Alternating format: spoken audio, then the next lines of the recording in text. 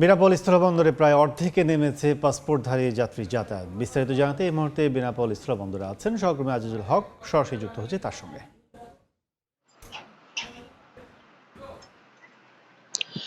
দেশের চলমান 14টি স্থলবন্দর দিয়ে পার্শ্ববর্তী দেশ ভারতের সাথে আমদানি এবং রপ্তানি বাণিজ্য হয়ে থাকে। তবে যোগাযোগ ব্যবস্থা ভালো হওয়ায় সবচেয়ে বেশি বাণিজ্য হয় এই বেনাপোল স্থলবন্দর দিয়ে ভারতের পেট্টাপোল স্থলবন্দরের মধ্যে।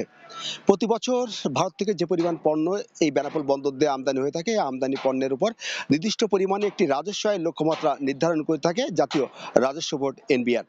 2025-26 অর্থ বছরে এই রাজস্ব আয়ের লক্ষ্যমাত্রা নির্ধারণ করা হয়েছিল 8,370 কোটি টাকা।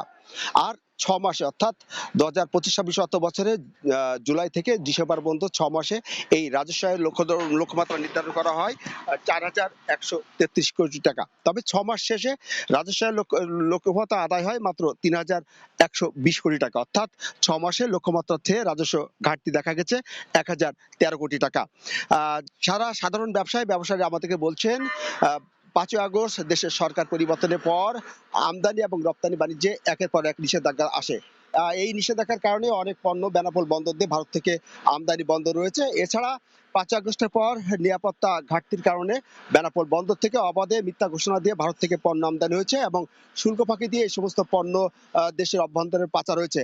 এসব কারণে কিন্তু বেনাপোল বন্দরে এই রাজস্ব ঘাটতি বেড়েছে বলে তারা মন্তব্য করছেন। এছাড়া আরেক শ্রেণীর ব্যবসায়ীরা মনে করছেন যে বন্দরে থেকে বা অর্থাৎ কাস্টম থেকে যদি দ্রুত পণ্য খালাস এবং পণ্য খালাসের যে সুযোগ সুবিধা সেগুলো যদি নিশ্চিত করা যায় তাহলে কিন্তু এই বন্দর দিয়ে আবারও আমদানি এবং রপ্তানি বাড়বে।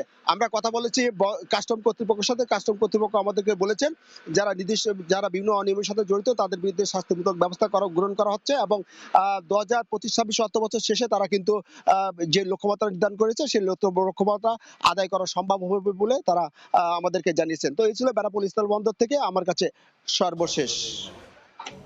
সরাসরি ছিলাম বেনাপোল স্থলবন্দরে।